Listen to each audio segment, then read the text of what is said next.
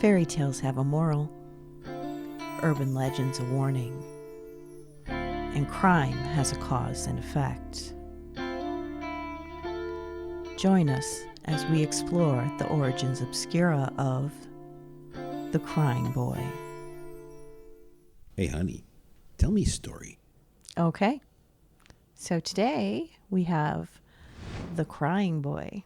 I'm not even going to guess why he's crying yet because I don't want to jump ahead. Yeah, the story has 4 parts, so stay in your lane. Okay, I will do my absolute best. Okay, so for the backstory, the crying boy was a painting by, and okay, I'm going to murder these names because I am a German Norwegian and these names are not in my wheelhouse. They have too many vowels. Sorry. I'm so very sorry. The Crying Boy is a painting by Giovanni Bragolin, which is a pen name of the Spanish painter Bruno Amadeo. How was that? That was pretty good. Okay. It was mass produced and widely distributed from the 1950s onwards. As the story goes, the crying boy was a little street urchin that Amadeo had found wandering around Barcelona sometime around 1969. He never spoke. He had a very sorrowful look in his eyes. And Amadeo thought that he was compelling, I guess. So he painted the boy. He had to, he's an artist. Well, a Catholic priest who had seen the painting of the crying boy told Amadeo that the boy in the painting was a boy named Don Bonillo, a child who had run away after seeing his parents die in a fire. The priest told Amadeo to have nothing to do with Don Bonillo, because wherever he went, fires of unknown origin would mysteriously break out. And the villagers called poor little orphan Don Bonillo Diablo because of this. Sure, call a poor little kid who lost his parents in a fire the devil. A child who apparently cries a lot because the painter had to paint a picture of him crying. But yes, let's call this poor orphan child the devil and turn our backs on him. The artist Amadeo ignored the superstitious priest because, of course, you would. Like, you terrible, horrible human being. I certainly would. Amadeo ignored the superstitious priest and he looked after the boy. The paintings of the little sad orphan made the artist fairly rich, but one day his studio mysteriously burnt to the ground. Well, he didn't pay the kid. Hey, you have to give the devil his due. That's a good one. Amadeo was ruined, and in a rage, he accused little Don Bonillo of arson. The boy ran off crying and was never seen again. Okay. Every adult has failed this child. Jesus. Yes. Except his parents. You can't blame his parents. His parents are dead. But yes, your studio burns to the ground, and the first thing that you think of is, you started it. Well, the priest did warn him. It was the 60s. He probably left his joint burning somewhere. After the fire, Amadeo moved to Padua, Italy, where he spent the rest of his life working as an art restorer and producing the Crying Boy paintings for tourists until his death in 1981. At least 65 paintings were made of the Crying Boy under his pen name, Giovanni Bragolin, which were reproduced and sold worldwide. But the most popular reproduction was, and still is, the portrait of young Don Bonillo. Do you want to see the painting? I do. Okay. I think I know that kid. You probably had it hanging on your wall when you were a child. I think my grandmother did. Yeah, they were apparently super popular in the 70s and 80s. But I don't know why you'd want that in your living room. Honestly, it's a crying child. I didn't understand any of the art my grandmother had hanging in the house. Yeah, art was kind of wild back then. Mm-hmm. We had Jesus all over our house, so.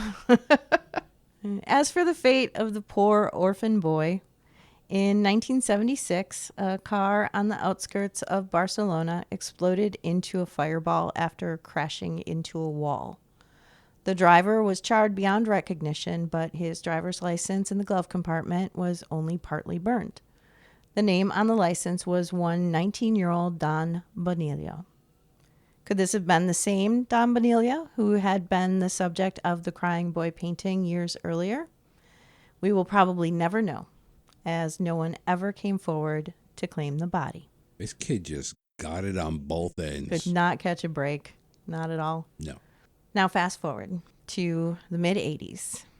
On September 4th, 1985, the British tabloid The Sun published a sensational story that most readers would have disregarded if it weren't for the incredibly respectable and reliable witness testimony that was quoted in it.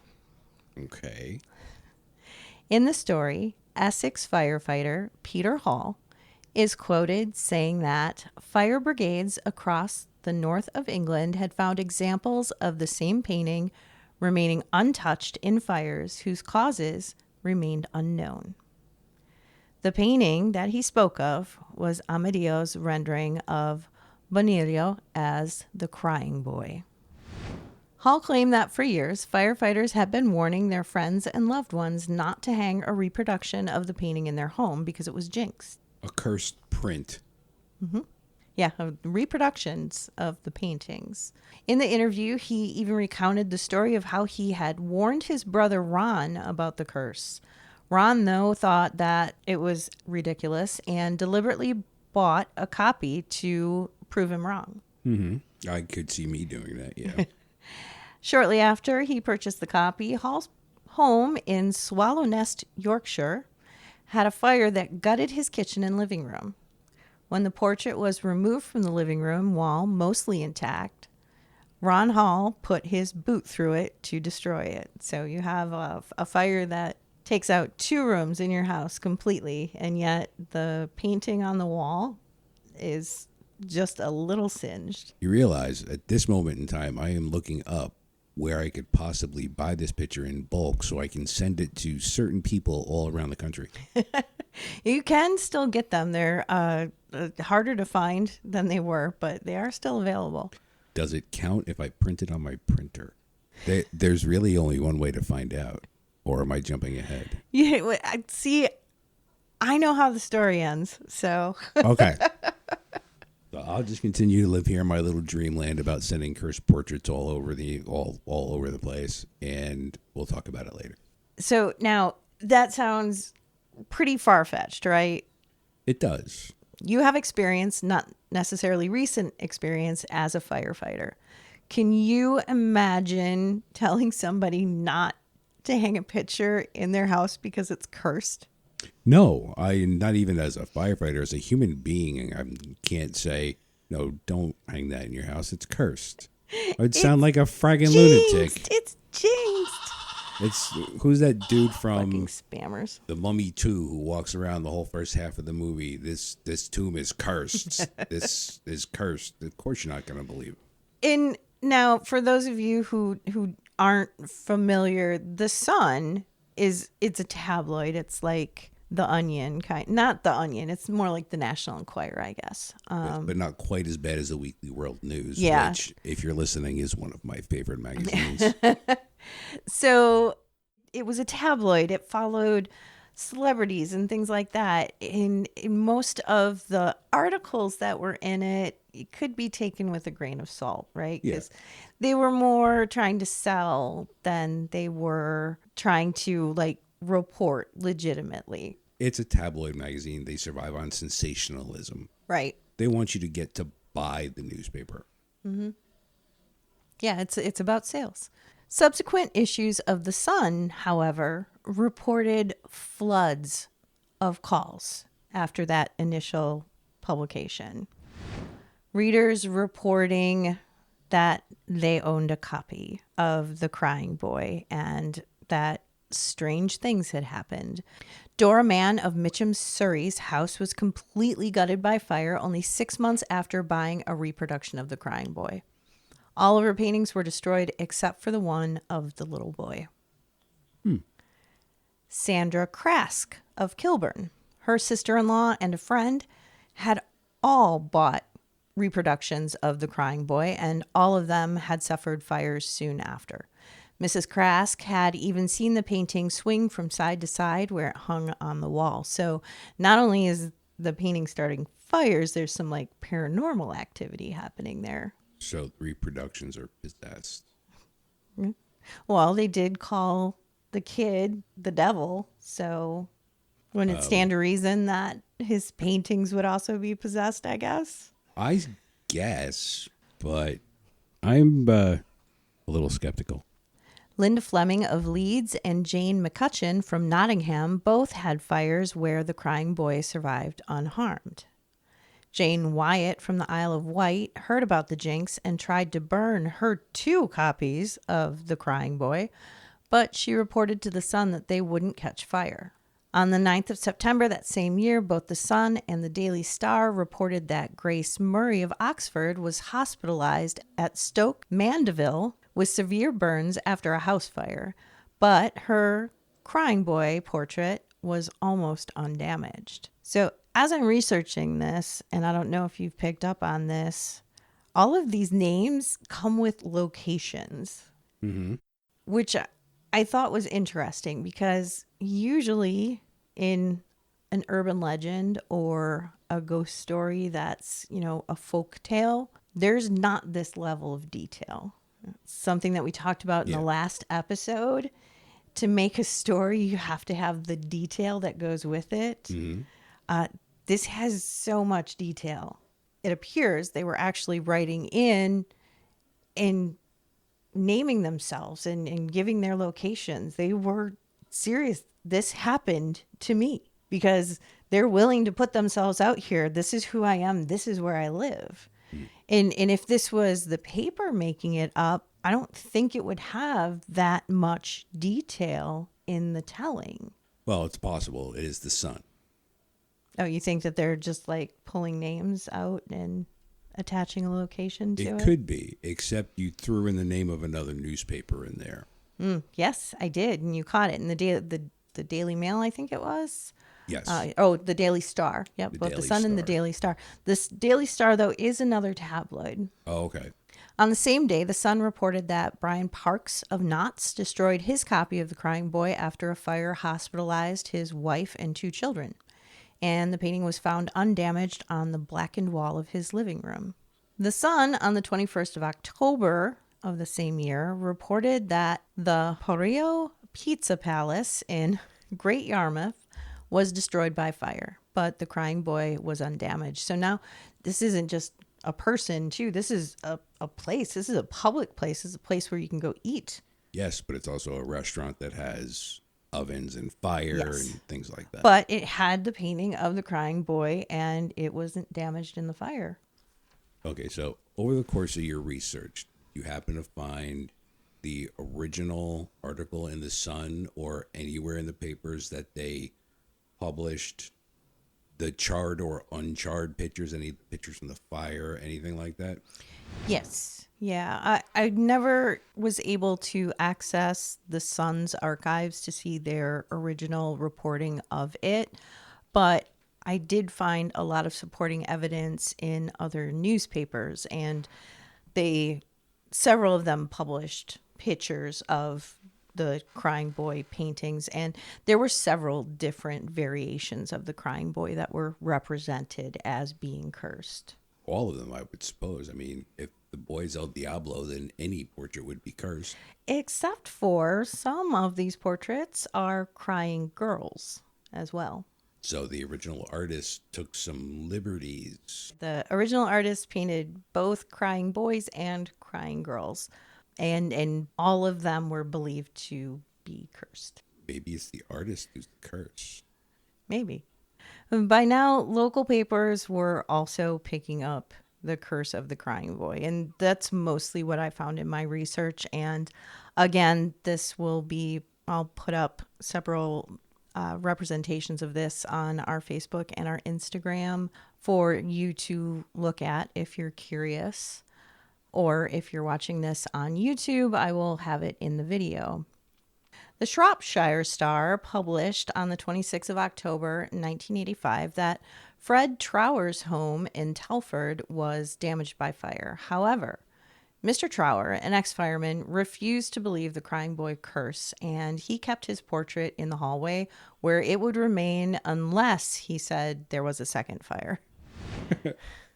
And I did find a lot of articles that were similar to that where people were like, this curse is complete crap. Found a couple where people were collecting the crying boy portraits that other people were throwing away. So there were people who were absolutely like, this is complete rubbish. I don't believe it.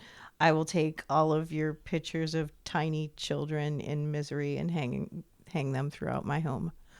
So, yeah. So not everybody was like... It wasn't a panic. It was, they weren't gathering on home plate in Shea Stadium, setting all the disco albums on fire. Whoops, sorry. Spoke too soon. On Halloween in 1985, in a follow-up report, The Sun published the news that thousands of the crying boys were to be burned under supervision of the fire brigade. But the warehouse where the paintings were being kept had suffered a fire, which in turn destroyed the paintings. So I thought the paintings were fireproof. two birds with one stone. I don't know. Okay. Actually, though, I did find out in my research that last bit was not actually true. That as the legend has become a thing, and I'm telling you real time this time, as the legend has become a thing, that like little extra bit was added in. But like you pointed out, it doesn't make sense, right? Because they're supposed to basically not burn. That's like the scary thing is it burns your house down, but the painting doesn't burn. So then the fact that they were in this warehouse waiting to be burned and it burned down and they were all destroyed doesn't make sense.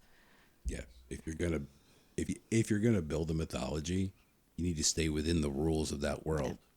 Yeah, but that was as I was doing the initial research into the legend, that was in the lore on a lot of the like sites that cover like legend, urban legend type stuff, was that the warehouse where they had been in had burnt down.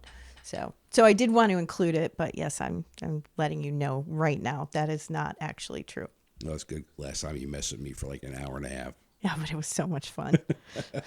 Other reports during the period included one from security guard Paul Collier, who threw his 2 crying boy prints into a bonfire, but after an hour, they were not even scorched. So many more stories. So what I've covered here is probably about half of what I found in some of the bullet point accounts of the timeline of this legend, I guess. It's, I want to say legend, but it's not a legend. This happened. This actually happened. These paintings were being hung in people's homes. These homes were burning down, and in a lot of cases, the paintings survived. So it's not so much a legend, but what grew out of it is a legend. If you were telling me that this was only in the Star, I'd go, yeah, right. But when legitimate news outlets in the area, so I'm going to imagine that the Shropshire Star is a little local newspaper just for Shropshire, but they would have been there, they would have seen some of this and reported it with way less of an angle than the Sun would. Yeah, and so here's the thing. So what I just covered was probably about half of the bullet points that are available, out there on like the wikis on this legend and stuff. I, in doing some research into newspaper coverage of the day, found an additional 28 articles. From legitimate news sources, because the Sun is not covered in my service that I use for this. So these are from the Surrey Mirror, the Guardian, the Western Daily Press, the Liverpool Echo, the Lincolnshire Echo, Birmingham Evening Mail, Cambridge Evening News. So these are legitimate news sources. And these clippings, again, I'm going to put up on our social media sites so that you can take a look at them. So, Yes, by all means, play along. I want people to play along. This podcast, I don't want it to be just our echo chamber. This is a study of lore and culture and belief, but also skepticism, because I love a good spooky story and I want them in my heart and soul to be real. We'll find one. But they rarely are. So it's an exercise in not just believing something for the sake of believing it, but it can still be fun and spooky. And so, yes, I absolutely do want people to chime in what they believe, what their thoughts are on the hows and the whys of these stories. So on to the problems, though, with this. Part 2. This is part 3. Part 3. Okay, yes. Good.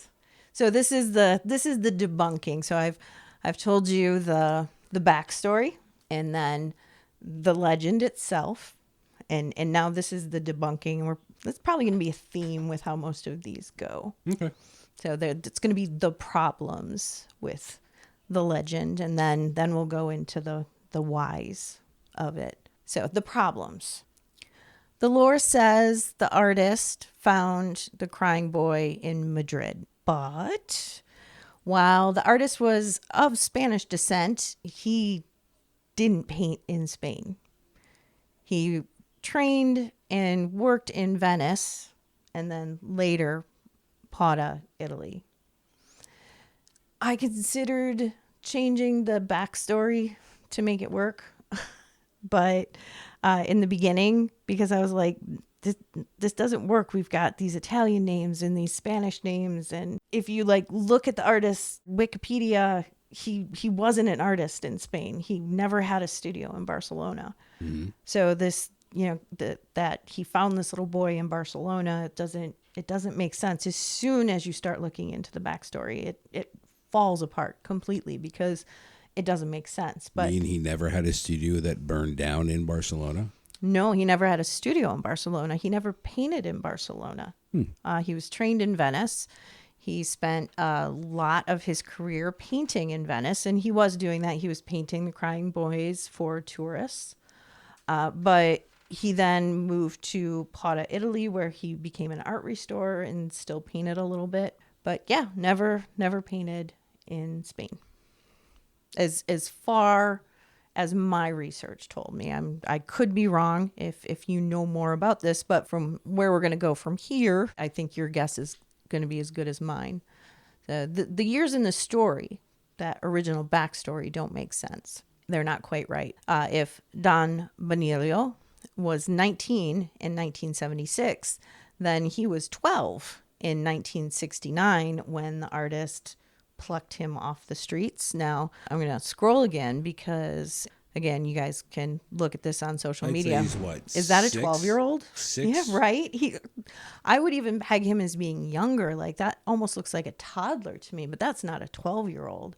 And now all of these... also, just pipe in there for a second, looking at the picture, it also doesn't look like the late 60s. Yeah. And all of these paintings, because they're all of different boys or different versions, none of them look like they're 12. So that doesn't make sense either, the years that they have for this. And now some skeptics say that artist doesn't actually exist and is a combination of at least 5 or more different artists. However, the art community does actually believe that Bruno Amadeo was an artist in Italy that painted crying boy paintings, that he worked under 3 to 5 pseudonyms, and according to Wikipedia, was tracked down in Padua, Italy in the 70s.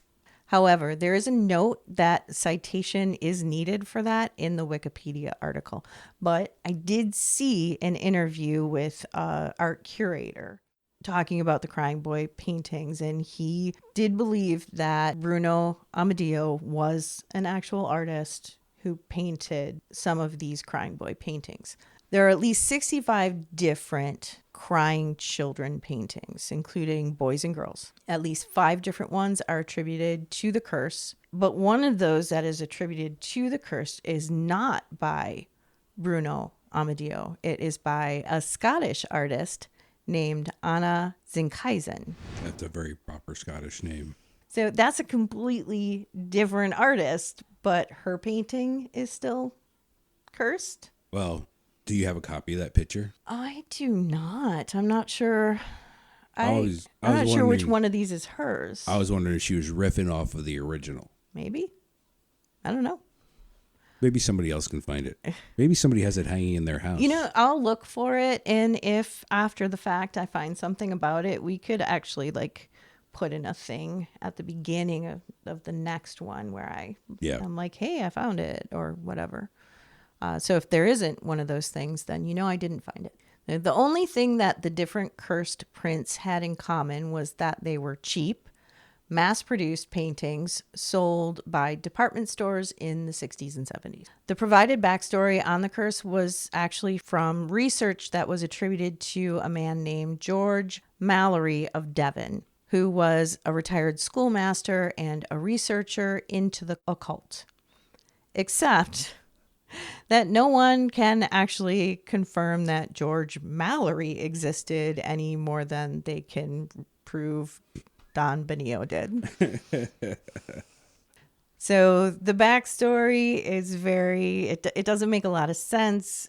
The person who supposedly researched and found this information likely doesn't exist. The warehouse where the paintings were kept did not burn. See, I was going to tell you. Yeah.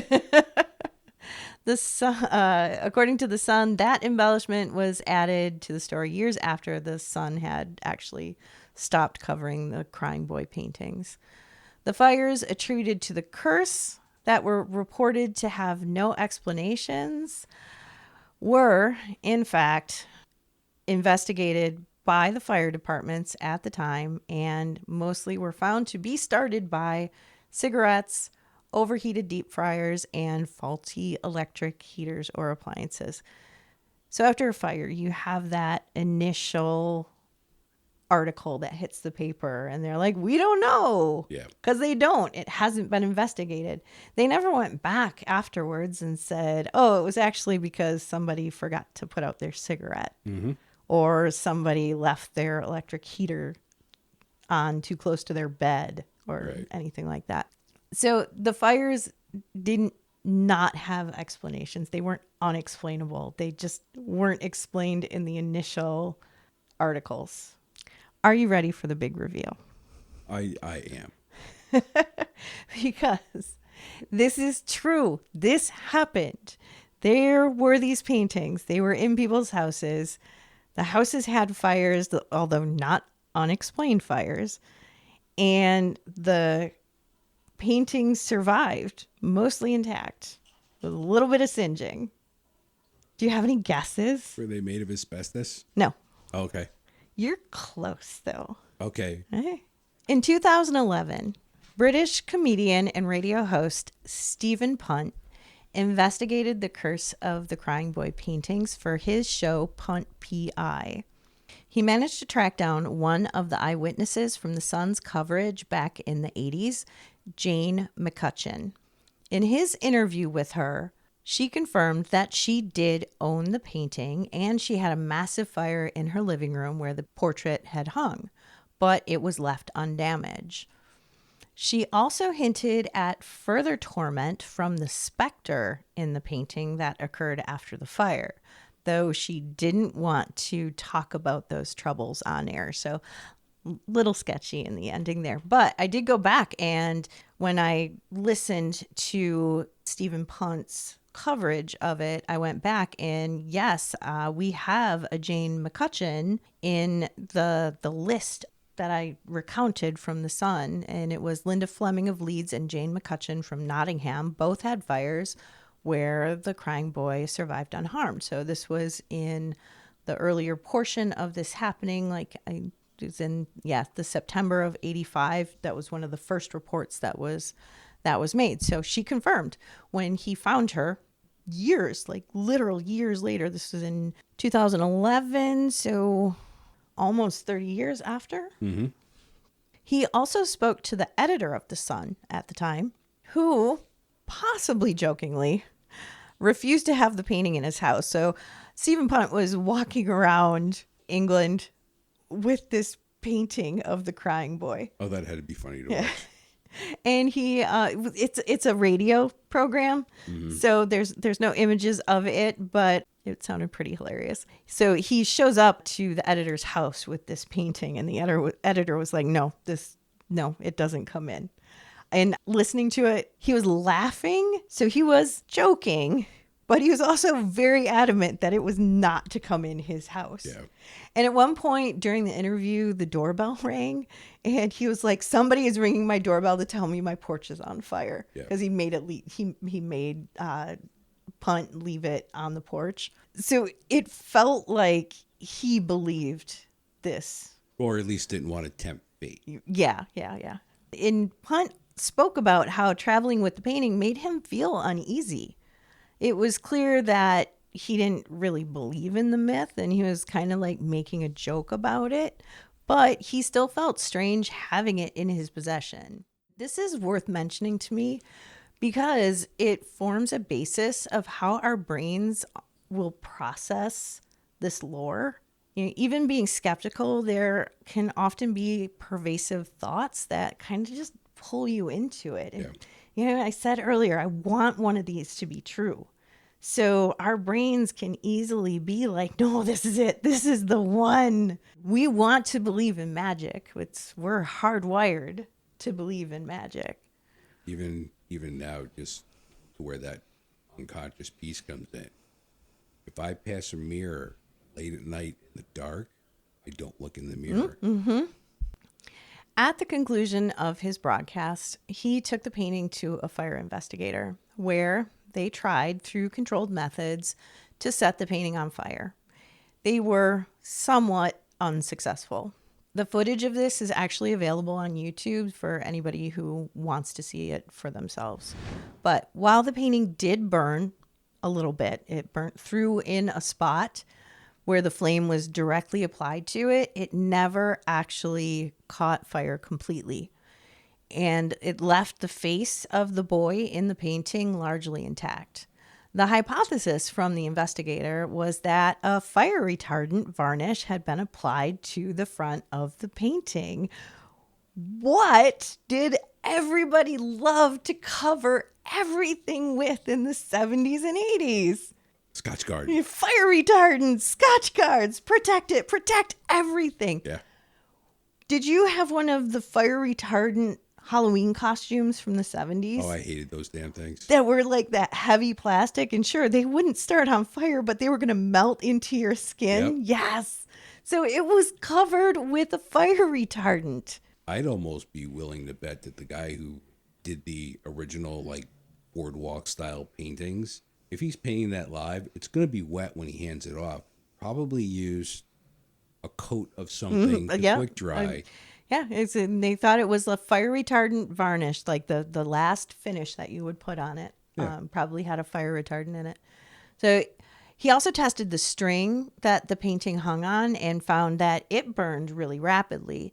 And he thought that if the painting was hung on the wall and there was a fire, the string would burn through and it would cause the painting to fall probably face down, right? It would slide down the wall and then flop over onto the face. In between that face down position and the fire retardant likely applied to the front surface, it could survive even a large house fire, mostly unscathed. That makes absolute logical sense. Right? Yeah, when you think about it, it's so easy. It's such a logical, especially knowing that time period from like the 50s to the late 80s, everything was covered in fire protectants and Scotch guards and all of those chemicals, because chemicals led to better living. Like everybody was obsessed with them at the time. Better living through modern chemistry. But, you know, caught up in the mania of the lore, nobody really went there. And in the articles that I clipped, There's even firefighters other than the firefighter who did the initial interview with the Sun, who say, yeah, I don't necessarily believe in this curse, but we do find these things a lot, and it's really weird. Yeah, well, being a former firefighter, I can say every firefighter I personally know is superstitious. Mm-hmm. And it doesn't matter if you believe it or not. It's like the editor from The Sun. I don't necessarily believe it, but I'm not going to push my luck. Mm-hmm. It's why if you go into a firehouse, if they have the horseshoe for luck, it is facing in the proper direction. Mm-hmm. But yeah, firefighters are superstitious. That does not surprise me.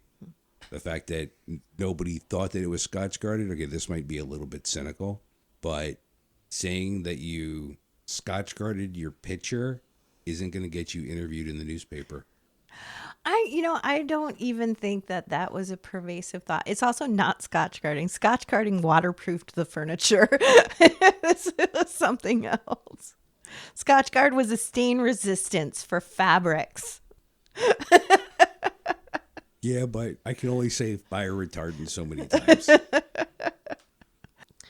Hey, I don't even think that was it. I think that they wanted it to be something supernatural. And here, let's step into the whys of this, because I have a hypothesis on what I think was going on. And it kind of goes back to when Mr. Punt was feeling uneasy traveling with the painting, in our brains just kind of being hardwired for that. So imagine that you're reading your favorite rag mag in the 80s, The Sun, and you come across an article written about a cursed painting, only to lift your eyes to see the crying boy staring at you from across the room in its place of pride on your living room wall. And your first thought is, oh, shit. Right. Even if you believe it's crap, if something happens to you amidst all of these stories that you're seeing in The Sun, and now you're seeing them in your local paper, your brain is going to go back to the sad eyes of that painting, and you're going to start to wonder if maybe there is some truth. As humans, through ages of society pushing us to believe in religion and myth as a social control, we're hardwired to believe in things we can't see. So why not a curse? I mean, from infancy, we're taught to believe in Santa Claus and the Tooth Fairy and the Easter Bunny. And whether or not you're religious, that is still believing in a concept that we can't see, feel, or touch. In all of these things, whether real or not real, it's all based on faith. It's used as a way to control our behavior, to get us to work in society together and not kill each other with rocks. It's how we come together as a people, and so you have to teach your babies from a young age to have faith in things they cannot see. So we want to believe. And the Sun editor said that the first story was just funny and kind of intriguing, but he didn't expect it to take off like it did. They kept publishing the stories because the issues with stories about the crying boy in them sold like wildfire. And then other tabloids got into it, like the Daily Mail, and eventually the local reputable newspapers started covering it because it had become so pervasive in the culture at the time, and it made money. And you said it earlier, that's what it comes down to. It's about, bringing in the green, making the money. I have a theory on how this actually started back from the beginning. Growing up on the East Coast, we would go down to Coney Island or down to Jersey Shore, and you would have guys on the boardwalk painting pictures. Right. There was always a story. If they were, if they were just painting a picture of something out of their brain, as opposed to drawing caricatures of you, there was always a story. I think Giovanni over there in Padua is painting pictures for tourists, and while he's painting, he's telling them this sad story so he can sell pictures Of a little orphan boy that he took in. Boy that he took in And he had a wonderful studio in Barcelona, and it burned to the ground. That could very well be. Those tourists took that story with the picture and brought it home.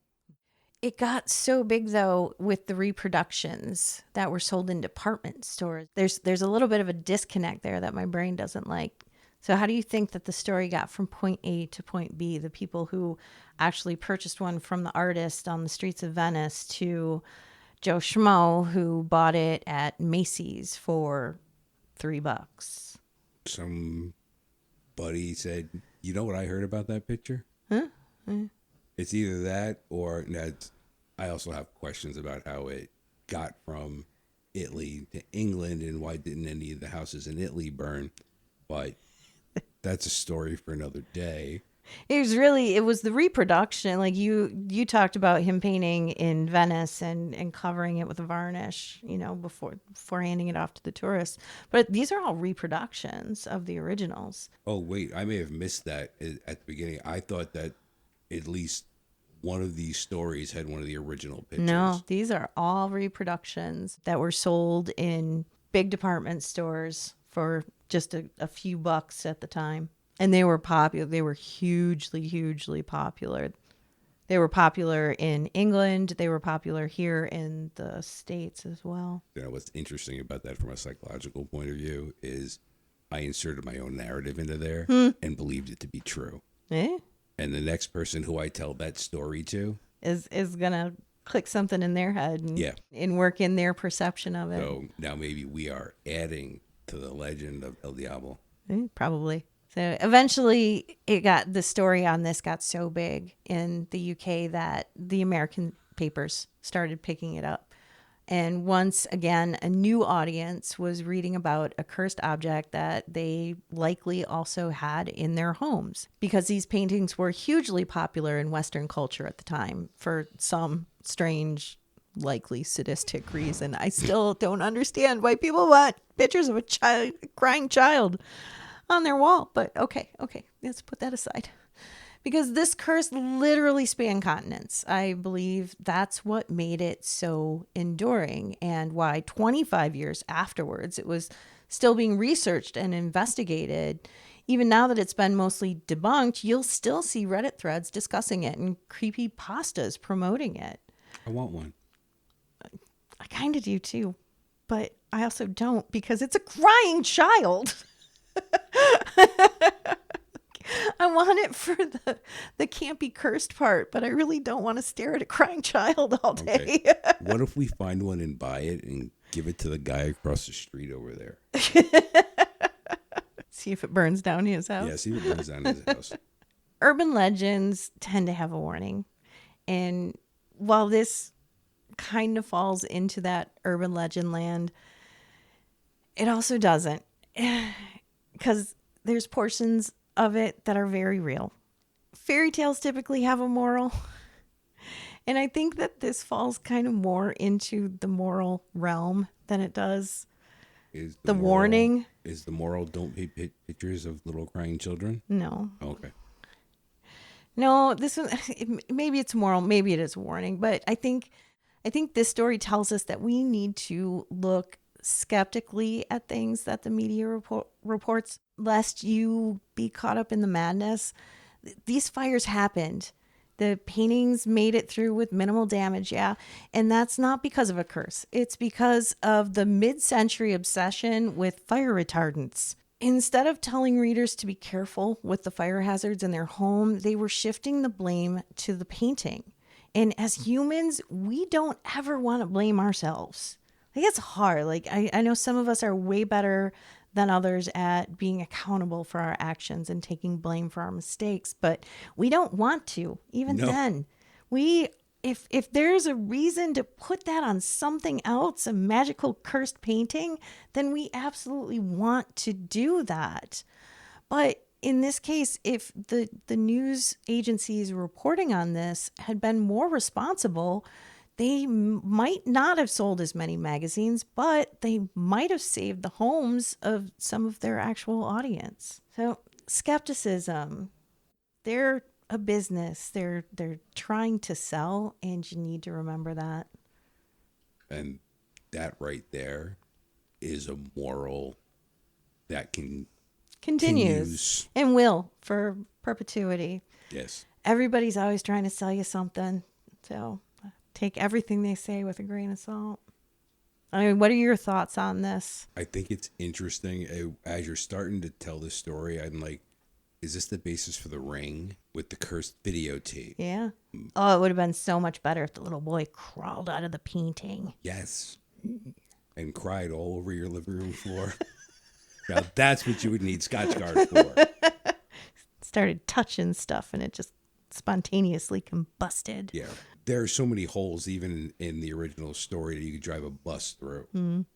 But that's neither here nor there when it comes to that. But it was an interesting tale. I kind of got sucked into it. But then as I'm hearing the stories coming out of the UK, I'm like, it's Occam's razor. All things being equal, the simplest explanation is usually the most reasonable. Mm-hmm. So my house is on fire. This picture is here. I have a lit cigarette in my fingers. What do you think actually set the fire? The haunted picture or the fact that you fell asleep with a lit cigarette? Because everybody was smoking back then. There's one of the news articles, I didn't quote it in my listing, but it was an older man who was in bed. And if it doesn't mention it in the article, but if you read between the lines, you can absolutely tell he fell asleep with a lit cigarette. Mm-hmm. And his bedroom was completely toasted and he was hospitalized or actually he might have been killed. I don't remember, but yeah. But then as they're going through the summation, the actual moral of the story is learn how to take accountability for your own actions. Mm-hmm. Don't believe everything you read. Mm-hmm. And I really do have to throw in there that a picture of a crying child is not going to set your house on fire. But it's also not a good look. Like, don't decorate with crying children. Okay. I will take that under advisement. My interior decorating tips for the day. And with that, I would like to thank my sources. First, I'd like to thank the Creepypasta Wiki at creepypasta.fandom.com for their article, The Crying Boy. And next, Wikipedia at wikipedia.org for The Crying Boy. And then Dragon Queen's Lair at messybeast.com for their post, The Crying Boy Curse Myth. And finally, BBC Radio 4 at bbc.co.uk for Stephen Punt's Punt PI Series 3, Episode 4, The Crying Boy. If you'd like to join the conversation and tell us your thoughts on the whys and the hows of The Crying Boy, you can find us on Facebook at facebook.com/origins.obscura or on YouTube at youtube.com/@originsobscura, or find us on Instagram at instagram.com/origins.obscura. Or you can always drop us an email at originsobscura@gmail.com. That is originsobscura@gmail.com. We would absolutely love to hear from you. Thank you so much for listening, and we'll catch you next time when we explore the origins obscura of Taken by Bigfoot. Bigfoot?